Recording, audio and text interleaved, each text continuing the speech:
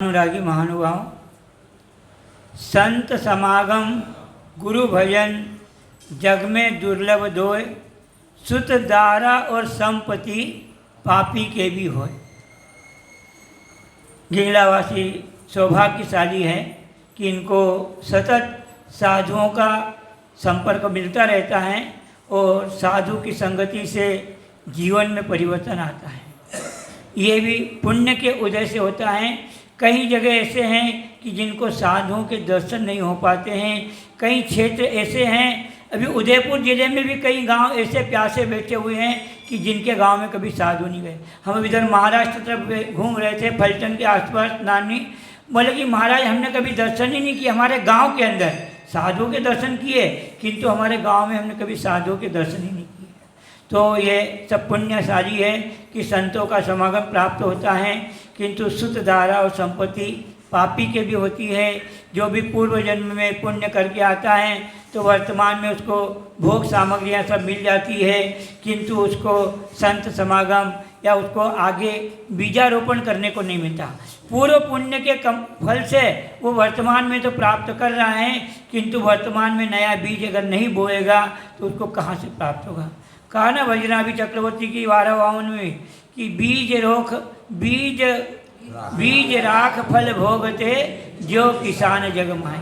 जो चतुर किसान होता है वो भी अपनी फसल को जो काटता है उसके बाद में उससे अच्छे पुष्ट बीज रख लेता है कि अगले साल अपन उसको बो करके फिर प्राप्त करेंगे। वो पूरे बीज नहीं बोता है। तो ये भी अपने को संतों का समागम प्राप्त हुआ है। परम पूज्य प्रथमाचार्य चारी चक्रवर्ती आचार्य शांति सागर जी महाराज ने भी अपने जीवन में संतों का समागम प्राप्त किया। आज जो भी इस ऊंचाइयों पर प्राप्त हुए हैं, किसी भी क्षेत्र में जो भी मुनि आरिकाएँ बने हैं तो उन्होंने पूर्व जन्म में साधुओं का समागम प्राप्त हुआ है। यहाँ तक कि जो तीर्थंकर हुए हैं, तीर्थंकर भी जो पूर्व भाव में जो हैं वो संतों के समागम से ही, उनके सद उपदेश से ही वो साधु बने और वो तीर्थंकर जैसी महान पदवी को प्राप्त हुए। भगवान महावीर का जीव जो है वो सिंह की पर्याय में दो मुनिराजों के संबोधन को प्राप्त हुआ था। पार्श्वनाथ भगवान का जीव जो हाथी की पर्याय में अरविंद नाम के जो मुनिराज थे उनसे संबोधन को प्राप्त हुआ था। तो साधु की संगति एक समय के लिए भी अगर प्राप्त होती है, अगर उनसे दो शब्द भी अगर अपने को अपने ज्ञान के प्राप्त हो जाते हैं और अगर अपने जीवन में अगर उसको अपन उतार लेते हैं तो अपने जीवन में परिवर्तन आ जाता है। तो आचार्य शांति सागर जी महाराज जब ग्रस्त अवस्था में 7 गोंडा थे, तो जब उत्तर भारत में तो दिगंबर साधु थे ही नहीं, किंतु दक्षिण भारत में गिनती पे अंगली में गिनती के लायक 2, 4, 6 साधु थे, किंतु उनकी भी चर्या आगमुक्त नहीं थी, क्योंकि उस समय हमारे जो शास्त्र थे, मूलाचार आदि जो ग्रंथ थे साधुओं के जो चर्या के वो उपलब्ध नहीं थे। किंतु वह अपने पूर्व संस्कारों से किसी भी प्रकार से मुनि धर्म का पालन करते थे। तो वो जब पूरी नहीं थी तो कपड़ा लपेट करके श्रावक के घर जाते थे और वहाँ पर उनकी वैयावृत्ति करके स्नान करके वो आहार करते थे और अन्य प्रकार से शिथिलाचारी थी, फिर भी मुनि थे। तो आचार्य शांति सागर 7 गोंडा की पर्याय में थे। तो गृहस्थ अवस्था तो उनके गांव में आदि सागर जी बोरगांव कराते थे। उस समय में 3-4 आदि सागर जी हुए थे, किंतु जो उनका पूरा परिवार उन आदि सागर जी बोरगांव के कारण प्रभावित था। वो 7 दिन में एक बार आहार लेते थे। 8 दिन में अगर आज सोमवार को आहार लिया तो अगले सोमवार को आहार लेंगे, और वो आहार में केवल एक ही वस्तु लेते थे। अगर गन्ने का रस मिलता था तो केवल गन्ने का रस पीते थे, आम का सीजन आता था तो केवल आम का रस पीते थे। तो इस प्रकार से महान तपस्वी थे आदि जी बोरगांव कर, तो उनसे प्रभावित हुए थे और उन्होंने उनकी संगति करी थी। उनकी संगति से उनके जीवन में परिवर्तन आया। वो उनके घर में गांव में साधु आते थे तो उनकी कपड़े की दुकान थी, वहाँ पर वो उनको रात्रि विश्राम कराते थे, उनकी वैयावृत्ति करते थे। और आचार्य शांति सागर जी महाराज का जो गृहस्थ जीवन था वो भी बड़ा वैराग्यपूर्ण था। वो दुकान में बैठते थे, कपड़े की दुकान में, उनके 4 भाई थे, किंतु वो निष्प्रभ भाव से बैठते थे, वो स्वाध्याय करते थे। उनका एक बहुत प्रिय ग्रंथ था आत्मानुशासन, और वो स्वाध्याय करते और कोई कपड़ा खरीदने आ जाता तो उसको कहते कि भैया तेरे को जो कपड़ा पसंद आए वो ले लेना, और उसमें भाव लिखा हुआ है अगर आपको नकद लेना है तो लेकर के गले में पैसे डाल दो, और उधार लेना है तो बही में लिख दो। इतनी इस पर भावना से उन्होंने व्यापार किया। वो खेती भी करते थे, तो खेती में कभी पक्षी उड़ाते नहीं थे। वो उनके जो भी उनके यहाँ फसल पैदा होती थी तो उनके पड़ोसी खेत वाला जो है अपने यहाँ के पक्षी उड़ा देता था, तो वो उनके यहाँ उनको पक्षियों को बैठने देते थे और उनके पानी पीने के लिए उनको और साधन कर देते थे, पानी रख देते थे। फिर भी उसके बाद भी जब सुमेर चंद दिवाकर ने 40 चक्रवर्ती ग्रंथ लिखा तो उनके खेत वाले जो पड़ोस के खेत वाले से इंटरव्यू लिया तो उन्होंने कहा कि वो तो बहुत भगवान आत्मा थे, घर में रहते हुए भी बोले कि कभी वो पक्षियों को नहीं उड़ाते थे, और बोले कि हमारे खेत से दूना उनके यहाँ अनाज पैदा होता था, इसी उनकी दयावृत्ति थी। एक उनके नौकर था, वो चोरी गरीब आदमी था, तो एक बार गेहूँ चोर कर ले जा रहा था, तो महाराज ने सात गोंडा ने देख लिया तो उसने पीट कर ली। उन्हें उसको देखते हुए भी उधर पीट कर ली। वे गरीब आदमी, उसको खाने की ज़रूरत होगी, इसी तो ले जा रहा है वो, तो उसको ले जाने दिया। वो ले गया, फिर उसको देखा कि वो मेरे को तो सात गोंडा जी ने देख लिया, तो फिर बड़े उनके भाई थे तो उनको आकर के कहा कि मैं गेहूँ ले गया था, बाकी उन्होंने देख करके मेरे तरफ पीट कर ली। तो उनको संत समागम प्राप्त हुआ है। तो क्या कि संत समागम से जीवन में परिवर्तन आता है। उन्होंने अपने जीवन में ग्रहित मिथ्यात्व का त्याग कराया। इस प्रकार से वो गुरु नाम गुरु कहलाते हैं। हम इतनी सारी उपाधियाँ बोलते ना, एक है गुरु नाम गुरु। इस 20वीं शताब्दी के अंदर कोई भी साधु नहीं थे, 2-4 साधु थे, तो उन्होंने जब अपने फिर भी उन्होंने दीक्षा गुरु से ली। देवेंद्र कीर्ति मुनिराज से दीक्षा ली और क्षुल्लक दीक्षा भी ली और मुनि दीक्षा भी ली। और उसके बाद में जो उनकी चर्या उन्होंने देखी तो वो अपने पूर्व जन्म के संस्कार से कि ये मुनि के आगमुक्त चर्या नहीं है, तो उन्होंने पृथक विहार करके गुरु की आज्ञा से और आगम के अनुसार उन्होंने चर्या का पालन किया। जब वो पालन करके 1925 में श्रवण बेलवा गए तो उनके गुरु जो देवेंद्र कीर्ति जी वहीं पे थे, तो उन्होंने उनकी जो आगम के अनुरूप चर्या देखी तो उन्होंने उनसे निवेदन किया कि मैं आपका गुरु था, किंतु मैं इतने निर्दोष चर्या का पालन नहीं कर पाता था, किंतु आपकी चर्या बहुत निर्दोष है, तो आप मुझे पुनर्दीक्षा दे करके मेरा कल्याण कर दिए। और वो देवेंद्र कीर्ति जी महाराज को आचार्य शांति सागर जी महाराज ने पुनः दीक्षा दी और उनकी समाधि कराई। तो इसलिए उनको गुरु नाम गुरु कहते हैं। 20वीं शताब्दी के अंदर कोई भी अगर सर्वप्रथम दिगंबराचार्य के रूप में है तो आचार्य शांति सागर जी महाराज है। आज जितने भी मुनि भ्रमण कर रहे हैं सब उन्हीं की जो है कलियां हैं। जो आचार्य महावीर कीर्ति जी महाराज थे उन्होंने भी आचार्य शांति सागर जी महाराज से क्षुल्लक व्रत लिए थे, और आचार्य वीर सागर जी महाराज जो हमारे परंपरा के प्रथम पट्टाधीश थे उनसे क्षुल्लक दीक्षा धारण करी थी। तो सब मिला करके आचार्य शांति सागर जी रूपी वट वृक्ष के ही ये सब फूल हैं। तो इस प्रकार से सत्संगति का प्रभाव पड़ता है। कोई भी अपने जीवन में हो, आचार्य वीर शांति सागर जी महाराज ने दीक्षा ले ली तो उस समय मुनि धर्म प्रभावित नहीं था, तो औरंगाबाद के पास के 2 श्रावक थे, तो वो 2 श्रावक जो थे उनको व्रती थे, जानते थे, स्वाध्याय करते थे, किंतु उनको ये था कि अभी इस वर्तमान समय में जो है साधु नहीं होते। एक का नाम था हीरालाल जी और एक का नाम था खुशहाल चंद जी, और वो दोनों श्रवण बेलोगढ़ की यात्रा पर जा रहे थे। तो महाराज उस समय वहाँ कोल्हापुर में विराजमान थे, और महाराज के जीवन में 5 बार सर्प के उपसर्ग हुए हैं। तो वो उस समय वहीं एक गुफा में थे, तो वो दोनों गए तो देखा कि एक सर्प महाराज की गुफा में गया और महाराज के गुफा में अकेले ही थे, और 2-4 घंटे तक वो घूमता रहा और निकल आया। फिर वो जब महाराज प्रवचन पे आए तो उन्होंने पूछा, मतलब उनको श्रद्धा थी कि महाराज नहीं होते, तो उन्होंने एक व्यंग्यात्मक दृष्टि से, क्या तुम अवधि ज्ञानी हो, मनपर्य ज्ञानी हो, अभी इस समय में साधु नहीं होते, तुम कैसे साधु हो, क्या है ऐसे। तो कुछ नौजवान बैठे थे तो वो क्रोधित हो गए कि ऐसे कैसे बात कर रहे हैं, तो वो मुट्ठी बांध करके उनको पीटने को तैयार हो गए। तो महाराज ने उनको शांति रखाई, और फिर महाराज ने कहा भैया तुम कहाँ से आए हो, क्या करे, तुमने भोजन कर लिया क्या? बोले नहीं। तो बोले कि ऐसा है, अभी भोजन का समय है, तुम भोजन करके आओ, फिर उसके बाद में मैं आपके प्रश्न का उत्तर दूंगा। वो ठीक है। उन्होंने कहा सामने वृक्ष कहाँ का है? तो बोले कि आम का वृक्ष है। तो उन्होंने कहा कि ऐसा करो कि 2 आम के फल तोड़ के ले जाओ, तो चटनी वटनी बना लेना, तो भोजन में तुम्हारा रस आ जाएगा और अच्छा होगा। तो उस समय जो सीज़न था वो दिसंबर जनवरी का था, जनवरी फरवरी, जब आम का सीज़न नहीं था।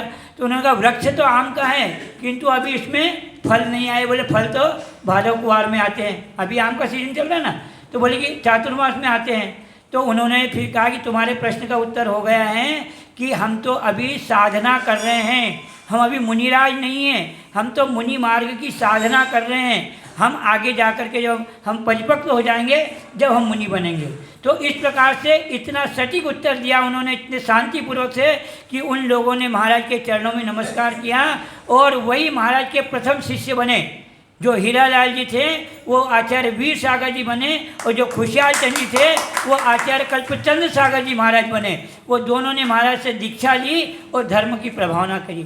तो ऐसे जो साधु की संगति जिसको भी मिलती है, अगर एक क्षण की भी मिलती है, उसको सदुपदेश अगर मिल जाता है तो उसका कल्याण हो जाता है। हम पढ़ते हैं एकलव्य की कहानी सुनी आपने। एकलव्य क्या करता था? वो धनुष विद्या सीखना चाहता था, किंतु उसको कोई गुरु नहीं मिले। जो द्रोणाचार्य थे वो राजपूतों को ही धनुर्विद्या सिखाते थे। तो जो कौरव पांडव को उन्होंने शिक्षा दी, और जो अर्जुन था उसको इतना बड़ा धनुर्धारी बना दिया कि शब्द वेदी विद्या उसको प्राप्त हो गई, कि अगर कहीं से भी अगर आवाज़ आ रही है तो बाण चलाएगा, तो वो जहाँ से शब्द आ रहा है वहाँ पे उसका बाण चले जाएगा। तो शब्द वेदी विद्या थी। अब एकलव्य भील का लड़का था। अब उसके मन में भी इच्छा हुई कि मैं भी विद्या सीखूं। तो उन्होंने पता लगाया कि कौन है, तो बोले द्रोणाचार्य। तो बोले वो तो केवल क्षत्रियों को शिक्षा देते हैं, भीलों को नहीं देते हैं। तो उन्होंने ठीक है। अब उसको तो ज्ञान प्राप्त करने की, धनुर्विद्या प्राप्त करने की लगन थी। तो उसने क्या करा, एक मिट्टी की प्रतिमा बनाई, द्रोणाचार्य की मिट्टी की प्रतिमा बनाई, और उसको विराजमान करके उसके सामने उसने धनुर्विद्या सीखना प्रारंभ किया। और गुरु के प्रति भक्ति उसकी इतनी अकाट्य भक्ति थी कि उसने गुरु के सामने धनुर्विद्या सीखी, और उसको शब्द वेदी ज्ञान, शब्द वेदी जो विद्या थी वो उसको सिद्ध हो गई। एक दिन कौरव पांडव द्रोणाचार्य वन विहार कर रहे थे, तो वो एकलव्य ने जो क्या, एक दूर कोई कुत्ता भौंक रहा था। तो कुत्ता भौंक रहा था तो उसने बाण चलाया और कुत्ते का मुंह बंद कर दिया। उधर से अर्जुन द्रोणाचार्य आए, उन्होंने कहा क्या बात है, ये आवाज़ आ रही थी और आवाज़ बंद हो गई। उन्होंने देखा तो उन्होंने फिर पता लगाया कि बाण किसने छोड़ा है। तो वो ढूंढते ढूंढते आए तो एकलव्य धनुर्विद्या चला रहा था। तो उन्होंने पूछा कि भैया कौन हो, क्या है तुम, तुम्हारे गुरु कौन है? तो बोले कि मैं तो भील हूँ और मैं धनुर्विद्या सीखा हूँ। बोले तुम्हारे गुरु कौन है? तो बोले मेरे गुरु तो द्रोणाचार्य है। उसने कभी जीवन में द्रोणाचार्य को देखा भी नहीं था, पहचानता भी नहीं था। तो बोले ये प्रतिमा विराजमान है, ये द्रोणाचार्य की प्रतिमा है, और मेरे को द्रोणाचार्य ने धनुर्विद्या सिखाई है। तो द्रोणाचार्य खड़े थे, उन्होंने कहा मैं ही हूँ द्रोणाचार्य। तो उसने बेचारे ने अष्टांग प्रणाम किया, पूरा झुक करके गुरु भक्ति करी। अब द्रोणाचार्य के मन में आया कि अगर ये हल्की जाति के नीच व्यक्ति की अगर ये विद्या प्राप्त हो गई है, तो ये बिना कारण जीवों की हिंसा करेगा। देखो गुरु जो है ना ज्ञानवान होते हैं, गुरु ज्ञानी होते हैं। तो गुरु ने सोचा कि ये अपनी विद्या का दुरुपयोग करेगा, और उन्होंने इसलिए कहा कि तुमको गुरु दक्षिणा देना पड़ेगी। तो वो तो चाहता था, बोले मैं तो इस ऋण से मुक्त हो जाऊंगा जो मैंने गुरु से शिक्षा प्राप्त हुई। तो बोले आप जो आज्ञा दोगे मुझे स्वीकार है। तो द्रोणाचार्य ने कहा कि दाहिने हाथ का जो अंगूठा है वो गुरु दक्षिणा में दे, क्योंकि तीर बाण चलाने के लिए अंगूठा ही श्रेष्ठ होता है। तब उसने बिना हिचकिचाहट के, बिना तू मैं करके, अगर आज का कोई व्यक्ति होता ना तो क्या बात करते हो, नहीं, पर उसने तत्काल अपने धनुष बाण से अंगूठा काट करके गुरु चरणों में समर्पित कर दिया। तो ये गुरु की संगति का। तो इस प्रकार से गुरु की जो संगति होती है वो आदमी को कहाँ से कहाँ ले जाती है। इसलिए अपने जीवन में गुरुओं की संगति करना चाहिए। एक समय की जो गुरु की संगति है वो भी कहाँ ले जाती है। तो एक समय की बात है कि इस जम्बूद्वीप के आर्यखंड में अवंती नाम का देश था, और उस देश के जो राजा थे उनका नाम जयवर्मा था, और उनकी रानी का नाम धरणी था। राजा न्यायप्रिय होते हैं, आज के जैसे राजा नहीं। पहले राजा जो होते पूरे न्यायप्रिय होते थे। भले अगर उनका पुत्र भी अगर कानून के विरुद्ध कार्य करेगा तो उसको भी फांसी दे देंगे। आपने सुना है, राजा सैनिक थे, और वारीसेन जो उनका पुत्र था वो चतुर्दशी के दिन जो है कि वो सामाई कर रहा था शमशान घाट में, और एक चोर ने हार की चुराई कर चोर लिया, और जब उसके पीछे सैनिक दौड़े तो उसने वो हार जो वारीसेन के सामने डाल दिया। जब सैनिक ढूंढते ढूंढते आए तो उन्होंने कहा वारीसेन के सामने पड़ा था। तो तो उन्होंने राजा श्रेणी को कह दिया कि वाली श्रेणी ने हार को चुराया, उसके सामने हमको प्राप्त हुआ है। तो बताओ, उसने बिना किसी अपने पुत्र का भी जानते हुए उन्होंने उसको तत्काल की उसकी गर्दन तलवार से उड़ा दी जाए, और उसको तलवार गर्दन से उड़ाने आए तो तलवार का जो है गले में फूल की हार मर गई। तो ऐसा है, राजा न्यायप्रिय होते थे। तो उस राजा के यहाँ पर नगर में जो है एक वैश्य रहता था, देविल नाम का वैश्य था, और उसकी पत्नी थे। तो वो धार्मिक स्वभाव के थे। उनके यहाँ बहुत दिन तक संतान की उत्पत्ति नहीं हुई। तो फिर उनके यहाँ एक बहुत उम्र बीतने के बाद एक लड़का हुआ। तो क्या है कि भैया बहुत जो चीज़ दुर्लभता से प्राप्त होती ना, व्यक्ति उसका बहुत सम्मान करता है। वो कहा ना कि नमोकार मंत्र, अगर कहा ना कि हमको हमारे पोता भी जानता है तो हमारे को श्रद्धा नहीं है, और अगर हम नमोकार मंत्र की श्रद्धा से अगर करेंगे तो हमको सब कुछ प्राप्त हो। तो उसने क्या करा, उसका बहुत बढ़िया लालन पोषण किया, युवा अवस्था को प्राप्त किया, उससे कोई काम नहीं कराया, खिलाया पिलाया, मस्त। अब वो क्या प्रमादी हो गया, और प्रमादी कोई काम नहीं करता, खाना पीना और सोना। तो जब युवा अवस्था को प्राप्त हो गया तो माता पिता ने कहा कि ये कैसे चलेगा, उन्हें उसको घर से निकाल दिया कि जब आदमी ठोकर लगेगी ना तो वो कहीं भी कमाना खाना सीखेगा, नहीं तो क्या करेगा घर में बैठे बैठे। अब आप लोग भी बम्बई गए तो ठोकर लगेगी नहीं, यहाँ गांव में कोई व्यापार नहीं, धंधा नहीं, कुछ नहीं है, तो क्या चलो भेजो बम्बई। बम्बई जाएंगे तो कहीं ना कहीं तो कमाना खाना सीखेंगे। बोले बम्बई में रोटले तो है पर ओटले नहीं हैं। पर बम्बई आप लोग सबके ओटले भी वहाँ पे अच्छी बात है, आपकी खूब उन्नति हो। तो वहाँ उस व्यक्ति ने ठीक है, अब उसको निकाल दिया। तो जंगल में गया और दूसरे राजधानी की तरफ जाने लगा।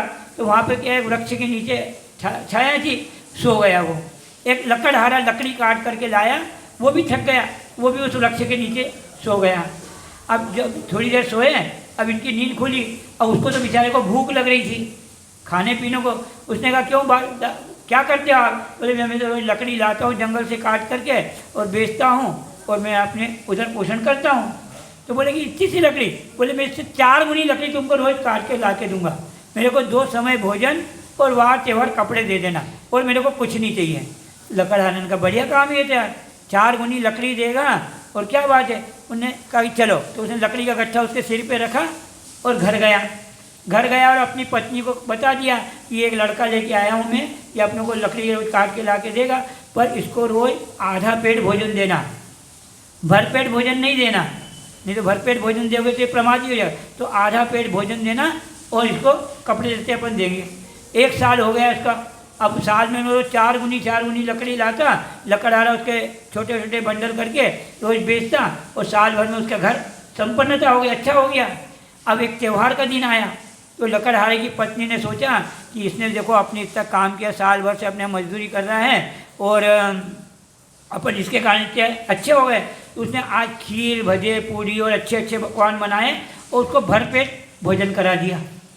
अब भरपेट भोजन करा दिया और तो उसको माँ मानता था अपनी, उसने भोजन किया और सो गया। अब लकड़हारा आया, उसने कहा क्या बात है यार, सोया क्यों है? तो बोले आज त्यौहार का दिन था, मैंने मिष्ठान खीर भजे पूड़ी बनाए, मैंने उसको भरपेट खिला दिया, इसलिए थोड़ा आराम कर रहा है। तो लकड़हारे को गुस्सा आ गया, अरे इसको तेरे को कहा ना कि आधा पेट खिलाना, तूने भरपेट खिला दिया, सो गया, अब कल लकड़ी काटने कौन जाएगा? और ये सोया रहेगा। तो उन्हें अपनी पत्नी की पिटाई कर दी, था। उसकी नींद खुली, उसने कहा क्या बात है? उसने देखा कि क्या मालूम है, तो उसने कहा कि इसने मेरे को भोजन कराया इसलिए इसने इसकी पिटाई कर दी। तो उसने क्या करा कि वो घर छोड़ दिया और वो गया जंगल में, लकड़ी काटते तो आती थी उसको, लकड़ी काट के एक बड़ा सा बंडल बना लिया और वो चौराहे पे जहाँ लकड़ी बेचने वाले खड़े रहते वहाँ वो भी खड़ा हो गया और लकड़ी बेचने के लिए। तो जो छोटे छोटे बंडल लेकर के आए थे उनकी तो लकड़ियाँ बिक गई और इससे कोई पूछने भी नहीं आया। व्यापार करने की कला भी ना बुद्धि से प्राप्त होती है। हमारे उधर राजस्थान में उधर मारवाड़ी लोगों को कहते हैं कि जहाँ जाए गाड़ी वहाँ पहुँचे मारवाड़ी।